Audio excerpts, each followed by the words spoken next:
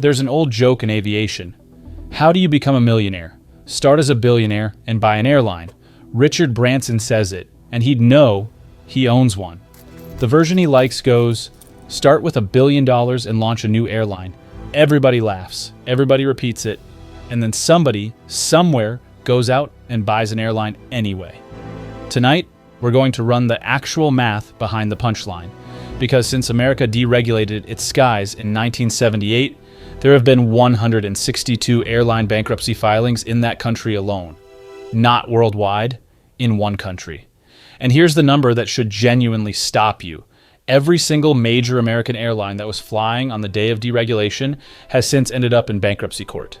Several of them more than once. Not the badly run ones, not the unlucky ones. All of them. That is not an industry with a few bad apples. That's an orchard planted on a graveyard. And in a minute, I'm going to show you the one line, that dug every single grave in it. It isn't fuel. It isn't debt. It's smaller than that. And it's sitting right under you every time you fly. Welcome to the slab. Every autopsy needs a before picture. So let's talk about why intelligent people keep doing this. An airline is the most seductive business on earth, and it seduces you twice. First, the romance. Nothing else you can buy looks like it. A hotel is a building. A vineyard is a field. But an airline is a machine with your name painted on the tail, 40,000 feet over the Atlantic, at night, with 200 people asleep inside it who chose you. No other business writes itself into the sky. Nobody dreams about owning a parking garage. And second, the con inside the romance, it looks so simple. Look at the model. You buy seats wholesale. You sell them retail. Fill the plane, fly it, do it again tomorrow. It's a bus with better views.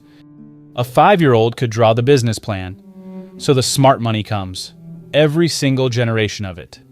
Freddie Laker came, Braniff came, People Express came, Pan Am, TWA, Eastern, the biggest names in the history of the sky. They all came, and every one of them is now a logo on a coffee mug. Because here's what nobody tells you while you're picking the color of the tail. You aren't buying planes. Planes are the easy part. There are companies that will lease you a jet the way Hertz leases you a Corolla. What you're actually buying is inventory. Perishable inventory. The most perishable inventory ever invented by man. And there is no such thing as a freezer. Hold on to that word. Perishable. Everything from here is that word doing its work. 4 wounds. Count them with me. Wound 1. Your product dies at takeoff. Think about what an airline actually sells, not flights, seats. And a seat is a product with a shelf life measured in seconds. The instant those wheels leave the runway, every empty seat on that aircraft isn't unsold. It's destroyed. That revenue didn't move to tomorrow. It didn't go into a warehouse. It ceased to exist forever at rotation. Every other business on earth gets a second chance at its inventory.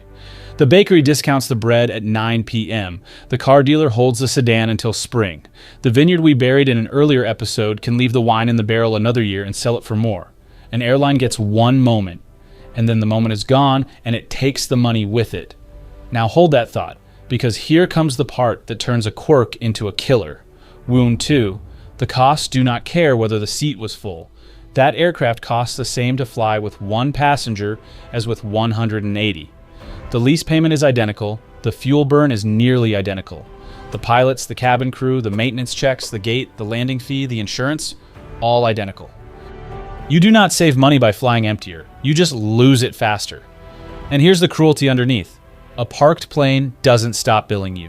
It sits there in the sun, quietly costing you lease payments, parking, insurance, and engineers to keep it airworthy, and it earns exactly nothing. An aircraft only makes money in the air, which means the asset punishes you for being careful. Ground the plane to save money, and you bleed. Fly it half empty, and you bleed. The only way out is to fill it, every time, forever. That's why airlines look like they're gambling. They're not gambling. They're cornered. Wound 3. The biggest cost on your books is set by strangers. Fuel. Jet fuel is often somewhere around a quarter of an airline's operating costs, and its price is decided by wars, cartels, weather, and speculators. People who have never heard of you will never fly you and do not care. It can climb 50% in a year for reasons on the other side of the planet. Any normal business responds by raising prices. You can't. Because of Wound 4. Wound 4, your price is set by your dumbest competitor. A seat is a commodity. To the passenger comparing two rows on a booking site, your airline and theirs are identical. Same route, same day, and the only difference on that screen is the number, which means the market price isn't set by the best operator. It's set by the most desperate one. Somewhere there's always a carrier that has decided to sell below cost to grab market share, or is bleeding out and selling seats just to keep cash moving. And when they cut, you cut. Not because you want to, because a seat that flies empty is worth zero, and any price above zero is better than the alternative. Read those four back together and you'll see the trap. Your revenue is perishable, your costs are permanent, your biggest input is priced by strangers, and your output is priced by lunatics. This is why American carriers lost roughly $52 billion cumulatively over the 2000s. Not one bad company. The whole industry, net, across a decade, in the richest aviation market in history. Now, let's watch one man walk into this on purpose. Iceland, 2008. A tech entrepreneur named Skuli Mogensen sells his software company to Nokia. The timing is almost supernatural. The money lands in dollars held outside the country, and weeks later the entire Icelandic banking system detonates. The krona collapses, the nation's savings evaporate, and Skuli, holding foreign currency, wakes up one morning as one of the wealthiest men in Iceland, essentially by standing in the right place. So, you've just been handed a fortune by luck in a country that has lost everything. What do you build? He built an airline. November 2011, WOW Air begins as one man with a phone in a small office. First flight, the 31st of May 2012, Reykjavik to Paris. Purple planes, jokes painted on the fuselage, cabin crew who looked like they were having the time of their lives, and the offer that made the world look up. Transatlantic flights for double-digit prices. $99 to cross an ocean. And it worked. God, it worked. 110,000 passengers in year one. 490,000 by 2014. 1.6 million by 2016. 3.5 million by 2018. Growth of 75 to 80% a year, every year, from nothing. In 2017, WOW overtook Icelandic, the national flag carrier, in business since before Skuli was born. For outbound Icelandic passengers, 38% of the market. He was named Icelandic Businessman of the Year twice. In 2016, the airline posted a profit of 4.3 billion kronur. He had beaten the joke. That's what it looked like from outside. Then he did the thing that kills low-cost airlines, and he did it because it felt like winning.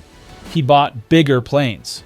3 wide-body Airbus A330s to fly further and carry more. Here's why that's a scalpel to the throat. Every successful low-cost carrier on Earth obeys one commandment. Fly a single aircraft type. Ryanair, one type. Southwest, one type. EasyJet, one type. Because one type means one set of spares, one training program, one maintenance procedure, one pool of interchangeable crews. 2 types means 2 of everything. And the whole low-cost model is nothing but the accumulation of small savings, repeated at scale. WOW had just bought itself a second everything and thirstier engines to go with it. And that is precisely when Wound 3 came due. Fuel prices surged. Now watch the 4 wounds work together exactly as designed. Fuel spikes. Skuli can't raise fares because his entire brand is a $99 ticket, and his competitors' prices are 1 click away. The bigger, thirstier planes have to fly whether or not they're full, because parked, they cost the same and earn nothing, and every seat that flies empty is money incinerated at takeoff. Between July 2017 and July 2018, a loss of 4.8 billion kronur, around $39 million. Then comes the part I find genuinely hard to watch. Because he fought, he cut routes, he handed back 4 aircraft, he canceled orders, he put 5.5 million euros of his own money, his own personal money, into the company to keep it in the air. He negotiated with Icelandic to be acquired. That collapsed. He went to an American investment firm. That collapsed. He got his creditors to agree to convert 49% of the debt into shares, an extraordinary act of persuasion, and then needed anyone, to buy the other 51. He went back to Icelandic a second time. Nothing. The 28th of March, 2019. 8 in the morning. WOW Air ceases operations. Over 4,000 passengers stranded across 2 continents. 1,100 people out of work overnight. In a country of 360,000, that's a national event. Claims against the estate, more than $1.12 billion. Iceland's economy had been forecast to grow 1.8% that year. Instead, it shrank by 0.4%. One man's airline moved a country's GDP on the way down. In his letter to staff, Schooley wrote a line I'd like you to sit with. "I will never forgive myself for not taking action earlier." The purple planes were repossessed within days and repainted for other carriers. The joke had collected another billionaire. Every file on this slab ends with the one thing that did the killing. So what actually killed WOW Air? Not fuel. Fuel was the trigger, not the gun, not the A330s. That was a mistake. But a healthy business survives a mistake. Survivable errors only become fatal in a body that's already sick. Not Schooley either. This is important. He was not an idiot. He built an airline from a telephone into 3.5 million passengers a year and beat his national flag carrier. In almost any other industry, that man is a case study taught at Harvard. What killed WOW Air was the seat. That's it. That's the murder weapon, the empty seat. An airline is the only major business on Earth whose product is destroyed at the exact moment of production. You are a fishmonger whose entire catch rots the instant the shop opens. So you must sell everything immediately at any price a stranger dictates, while your costs run at full speed regardless. Fill the plane or die. Every day. Forever. Now put that on a schedule. WOW sold $99 seats across the North Atlantic, where the summer is heaving and the winter is empty. But the leases, the crews, the maintenance, and the interest never take a season off. The empty January seat doesn't just fail to make money, it actively destroys the July seat's profit, and then asks for more. You cannot outwork that. You cannot outmarket it. You can only outscale it. Which is why every airline that survives eventually becomes enormous, boring, and slightly hated. Cause of death, an asset whose revenue evaporates on contact with time, strapped to costs that never sleep. And yet, planes still fly to Iceland today. Somebody is making this work. So who survives? Normally, this is where I tell you how the clever 1 in 20 gets out alive. Today, it's uglier than that, and much more interesting. The survivor is Icelandic, the incumbent, the boring one. The flag carrier that WOW was supposed to disrupt, staffed by people in proper uniforms who did not paint jokes on the fuselage. They didn't grow 80% a year. They didn't sell ocean crossings for $99. They just refused to die. And today, they hold something like 70% of the market. In this industry, boring is not an insult. It's a survival strategy. The tortoise doesn't beat the hare because he's fast. He beats him because the hare's business model was seasonal. But here's the part that makes this episode different from every other file in this drawer. In 2019, the same year WOW died, 2 of WOW's own managers founded a new Icelandic low-cost airline. They called it Play. These were people who had been inside the building, who watched it happen from the front row, who could name precisely every mistake Schooley made. And they looked at the wreckage and thought the most human thought there is. We'll do it right. Same island. Same hub. Same ultra-cheap transatlantic model. First flight, June 2021. At its peak, 34 destinations, 10 aircraft, crew and t-shirts, and a wedding held on board on Valentine's Day. Play never made a profit. Not 1 year, not once. In 2024 alone, it lost 9.4 billion kronor. In February of 2025, its chief executive announced the turnaround was working, and he was optimistic about the year ahead. On the 29th of September, 2025, Play declared bankruptcy and stopped flying that morning. Around 400 jobs gone. Up to 20,000 people stranded. roughly 9,000 tourists stuck in Iceland and 9,300 Icelanders stuck abroad. As they scrambled, they watched replacement fares double on the screen in front of them. Asked what he could do for the passengers his airline had abandoned, Play's chief executive said, "It's really every person for themselves in that regard." And Play wasn't even the second body. Primera Air, also Icelandic, also low cost, died in 2018, the year before. Wow. 3 airlines, 1 small island, 7 years, all dead. So the survival list is short and it's brutal. Be the boring incumbent or be enormous enough that scale eats the empty seat for you. That's the entire list. There is no clever third option, and we know that because the people best qualified on Earth to find it went looking with everything they'd learned watching the last one burn, and the graveyard took them too. That's the real lesson on the slab tonight. The graveyard doesn't just kill dreamers, it kills the people who stood at the funeral, took notes, and thought they were smarter than the corpse. Time to sign.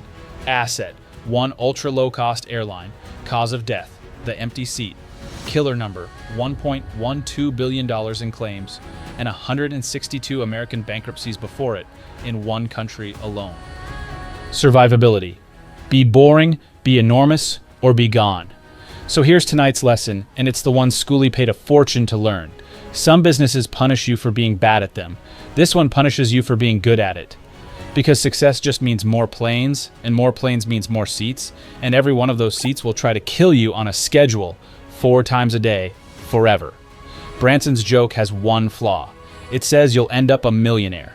It doesn't mention that you'll also end up an expert on exactly one subject: how fast $1 billion can fly. If you made it this far, you know how this channel works. We put a dead fortune on the table and hunt down the number that killed it. If that's your kind of thing, hit subscribe. There's a fresh autopsy every week, and the drawer is very, very full. And I want your verdict on this one. Down in the comments, you've all bought the $99 ticket. So who's really guilty here? The owner who sold a seat below cost, or us, the passengers, who refused to pay a cent more than the cheapest number on the screen? Are we the victims of this industry, or the reason it keeps dying? Tell me. I read everyone.